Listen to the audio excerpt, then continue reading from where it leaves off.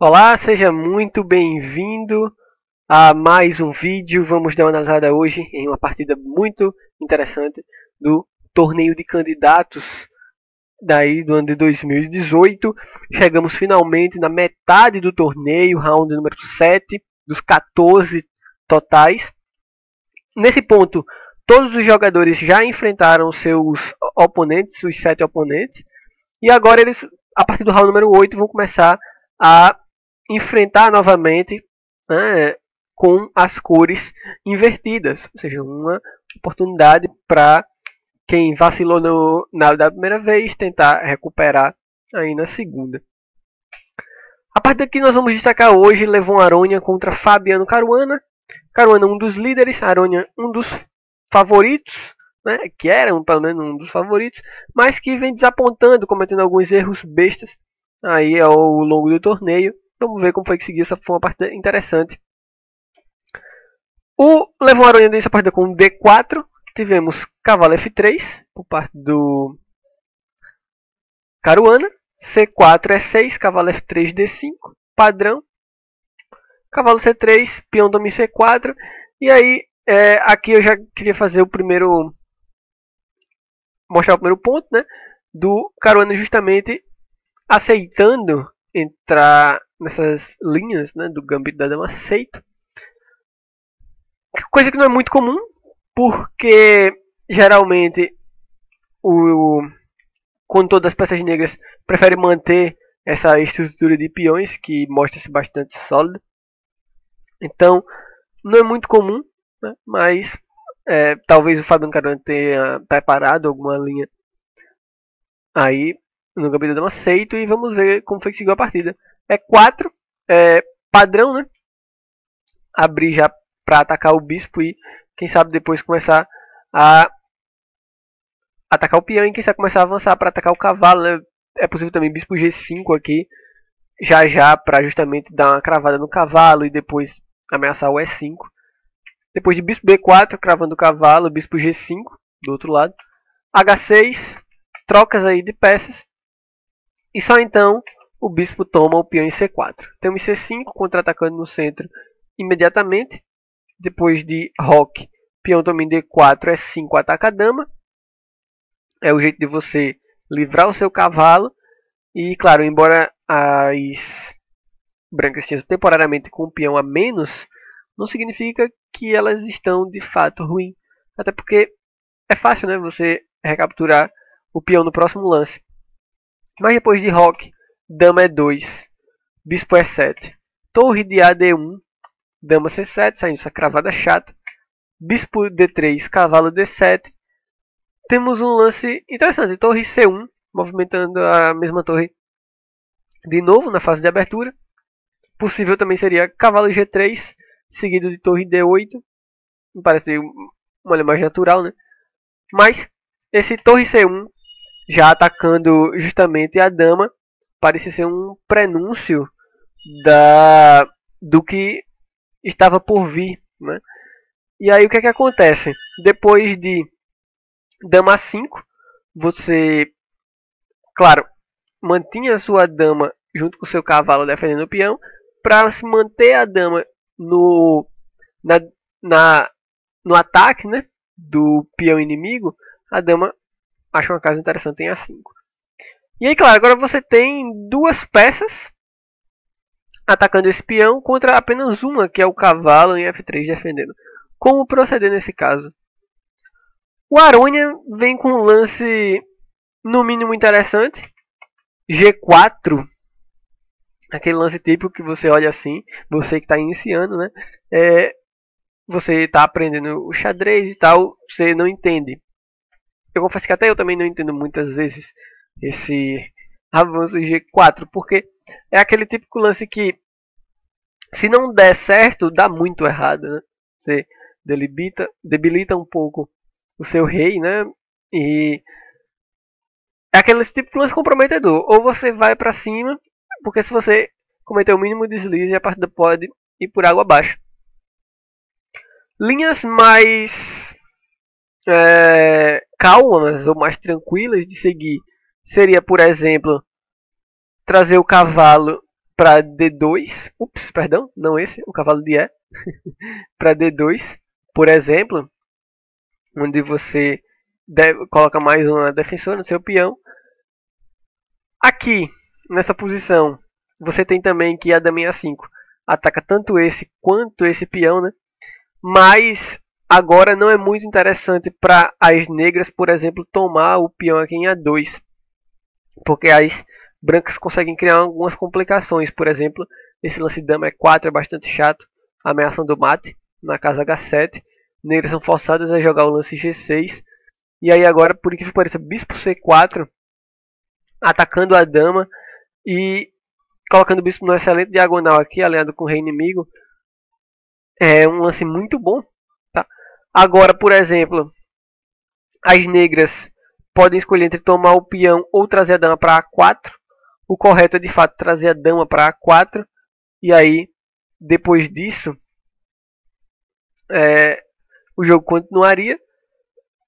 De certa forma, um pouco desequilibrado ainda, mas ambos os jogadores com suas respectivas compensações, certo? Embora as negras tenham 2 peões a mais.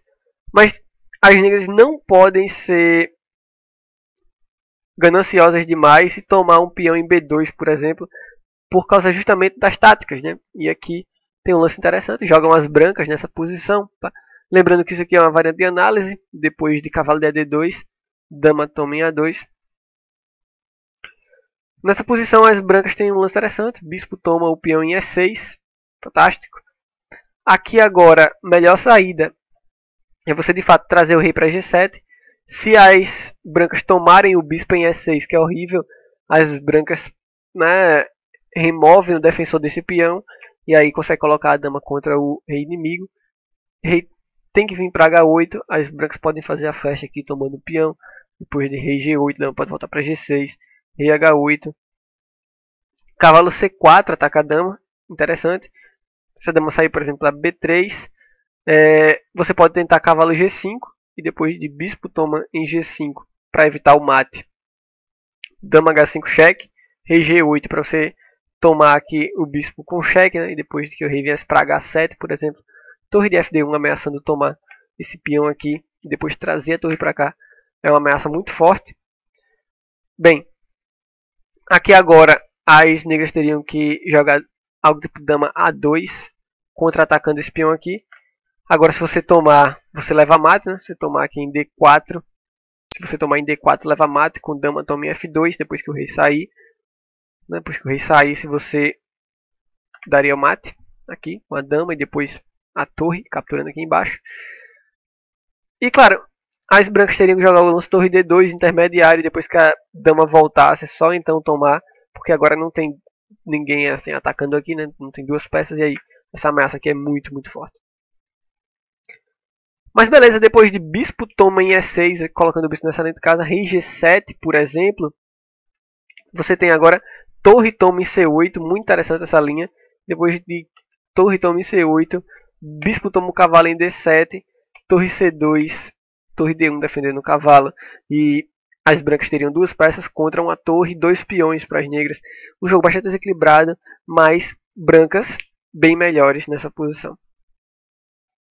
Ok, voltando para a partida, a gente viajou um pouco, mas é interessante a gente analisar, né, todas as considerações, porque basicamente o lance crítico aqui é esse G4 nessa posição, tá?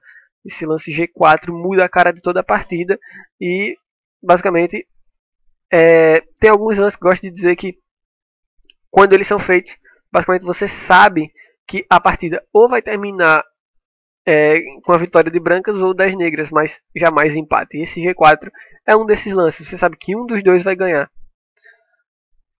As negras vão em frente, tomam um peão. E aí algumas trocas de cavalo depois. Ok. E aí negras com 2 peões a mais. Por enquanto é a Arônia com a missão justamente de provar a compensação. Ele sai com F4 atacando a dama, que volta para A5. E aí G5 lá vem justamente bota os peões para cima das peças. Aqui agora as negras, ou seja, o Carona jogou dama D8, aparentemente G6 é um lance mais interessante, para a defesa, depois de peão toma rei H7. Aqui as brancas têm muitas opções, mas uma delas, por exemplo, é justamente H4 para quebrar esses peões aqui das negras.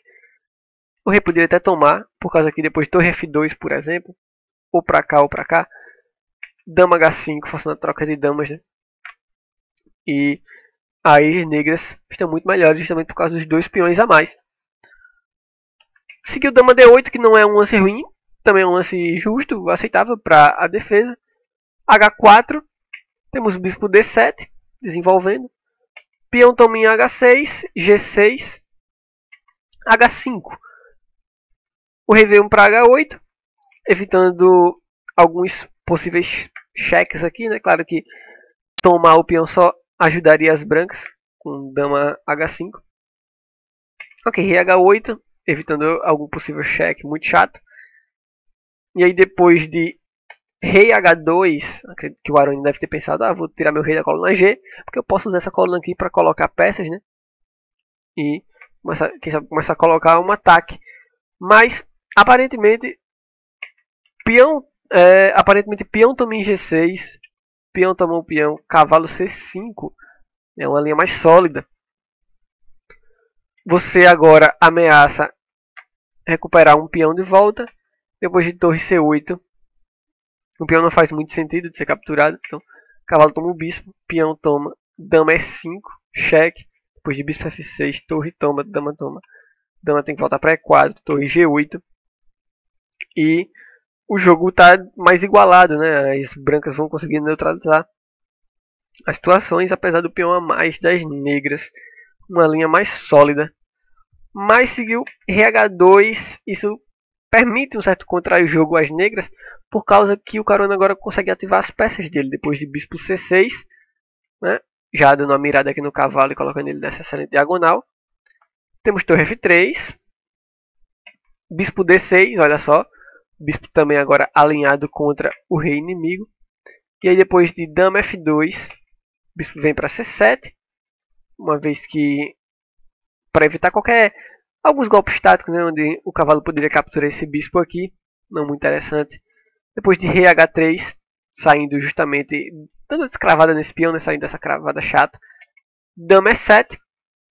E aqui a gente tem o lance cavalo G5, que é até intuitivo, eu diria, você colocar o cavalo na quinta fileira.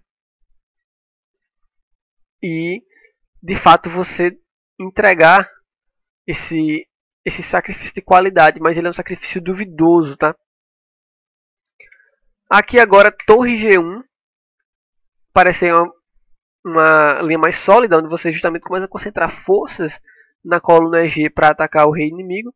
Depois de torre G8, por exemplo, torre de FG3, bispo D7, você pode até tomar aqui com a torre, depois de algumas trocas.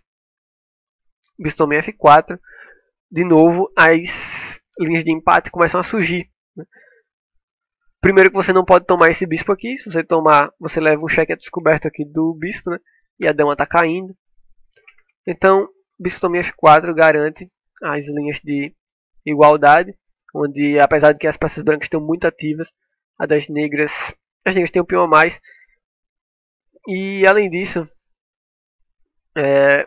elas podem ter muita facilidade no jogo, né? Então dá para defender tranquilo. Depois de dama E7, tivemos o lance cavalo G5 e o Carona jogou o lance E5 nessa posição. Novamente, parece um pouco lógico, né? Você com o lance E5, você abre a diagonal para atacar o rei inimigo. Porém tem um problema, né? Ele não é tão ativo quanto o lance peão toma em H5, que leva linhas vencedoras para as negras, tá? Depois de torre G3, já que esse peão saiu dessa coluna, você ocupar a coluna aberta. E5 agora seria muito forte, porque depois de torre E1, por exemplo, torre de A E8, torre de GG1, dama D6, F5, bispo D8, ataca o cavalo vem para E4, ataca a dama toma um peão em H6, e aí seriam 3 peões a mais para as negras nesse caso. Mas depois de cavalo G5 saiu E5 logo. O que não tem nada assim que você deixa a partida ir embora, não. É só que ele não está na hora certa ainda. Depois de... Aqui, basicamente, você tem qualidade caindo, né? Em todo canto, então você tem que ver bem qual é o seu próximo lance. E aí, o Aronha jogou correto, né? Ele pensou bastante e jogou o lance de torre e tomou o bispo em C6 para eliminar esse bispo, que é muito forte. Opções são tomar com cavalo em F7, embora acredito que não mude muita coisa. Inclusive as linhas da partida são bem parecidas com isso. Depois de torre toma em F7, peão toma em G6, dama D7 cheque. F5 bloqueando o cheque. Torre F6, ameaçando capturar aqui, né? Então por isso torre toma o bispo, dama toma, dama E2. Você impede temporariamente esse avanço E4 aqui com o garfo. Mas mesmo assim as negras estão ainda bem melhores nessa posição. Aparentemente, apesar da torre a mais por um peão, né, as negras têm um pouco de dificuldade em lidar justamente com esses 3 peões aqui das negras, tá? Das brancas, perdão, esses 3 peões das brancas, que são muito fortes e aparentemente dão uma certa compensação, né, porque uma torre a mais é uma vantagem vencedora. Só que nessa posição aqui, o Stockfish mostra uma vantagem só, não uma vantagem claramente vencedora ainda. Então, aparentemente, esses 3 peões dão uma certa compensação. Também pela atividade das peças, né? Mas, sem dúvida alguma, negras aí indo para a vitória. Depois de E5, seguiu torre toma em C6, eliminando um bispo muito forte. Depois de peão toma, cavalo toma em F7. Torre toma o cavalo, peão toma em G6. De novo, atacando a torre, seguiu torre F6 nesse caso. G7 cheque, rei G8. E aqui nessa posição é aquela coisa. Apesar das negras terem uma torre a mais por um peão, esses 2 peões parecem dar uma certa compensação para as brancas. Porque eles tiram casas-chave aqui, né?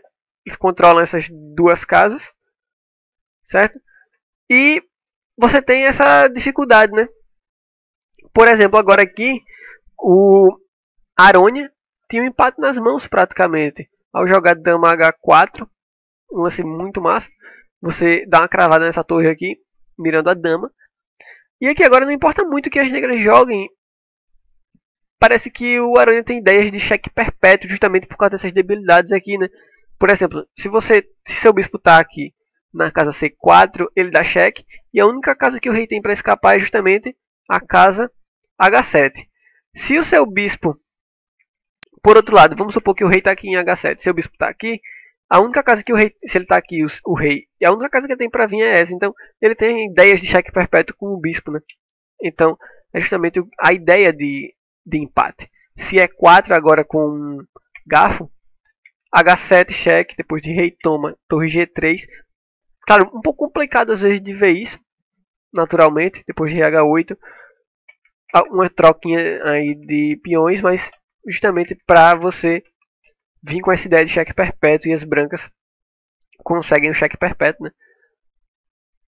Nessa variante. Se depois de dama H4, peão sair trocando aqui, né, em F4, bispo C4, justamente aquela ideia de cheque perpétuo que eu tinha falado. Entretanto, depois de G7, rei G8, o Aranha troca um pouco a ordem dos lances, isso é primordial, né? Não faz o mesmo efeito. Ele joga bispo C4 primeiro, o que escoa a partida pelas mãos, porque agora não tem mais cheque perpétuo, né? A dama não está aqui em H4. Se a dama tivesse aqui, funcionaria que era uma beleza, mas sem a dama estar em H4 não tem como. Depois de rei H7, o dama H4 agora é um pouco tarde, tá? Porque as negras têm justamente esse E4 aqui, atacando a torre, né? E liberando justamente essa captura aqui em F4 com o bispo. Depois de torre G3 para sair de ataque, claro, você não vai perder da torre. Bispo toma em F4 e aí praticamente já era, né? O Aronha ainda promoveu e entregando o peão em troca da torre, mas mesmo assim depois de rei H8, torre G7, As, claro, seria mate muito em breve aqui, né? Ou atacando aqui, mas o lance dama F8 salva o dia, né? Uma vez que agora, se você vir para cá, o rei captura o bispo. E esse lance dama F8 também dá um ataque duplo, né? Na torre ou no bispo. E claro, se vamos supor que você tira a torre daqui, por exemplo, ou você não tira, tem esse torre tomando o peão aqui, ganhando sua dama, né? Apoiada pelo bispo que está defendendo. Então, você tem vários lances como esse que fazem com que o Aronha tenha que abandonar a partida. Uma partida no mínimo curiosa. A Aronha parece que não conseguiu se encontrar ainda de fato no torneio. E aí, depois desse round, acumulando aí mais uma derrota e uma derrota bastante amarga. Aronha contra Caruana 1-0. Outra, o jogo que foi decisivo, Kayaking contra Wesley Soul. Um jogo regular até certo ponto e depois no finalzinho já o Kayaking ficou com uma peça a mais por um peão e aí eles decidiram parar o jogo e o Kayaking vencer. Mas é muito interessante para comentar ao todo. Kramnik e Ding Liren fizeram um jogo também muito interessante, um empate muito interessante, por questões de tempo eu não posso mostrar. E Grishuk e Mamediarov empataram com uma partida relativamente curta. Amanhã, dia 19, temos o round número 8, dando início à segunda metade do torneio, onde os jogadores, né, Grishuk e Kramnik jogam aí uma partida, Wesley Soul contra Caruana, os americanos disputando outra, Ding Liren contra Aronha e Mamediarov contra Kayaking, repetindo, né, os confrontos do round número 1, só que agora com as cores invertidas. E aí a nossa classificação fica assim, Caruana retomando a liderança, isolada agora, com 5 pontos, Mamediarov logo atrás com 4,5, e os dois bastante folgados, né, com relação aos outros 3, Kramnik, Shuk e Ding Liren com 3,5. Lá embaixo, Kayaking com 3, Aronha e Soul amargando as últimas posições com 2,5. Bem, então é isso. Muito obrigado por acompanharem. Eu fico muito feliz de poder estar gravando para vocês. Forte abraço e a gente se vê amanhã. Até mais.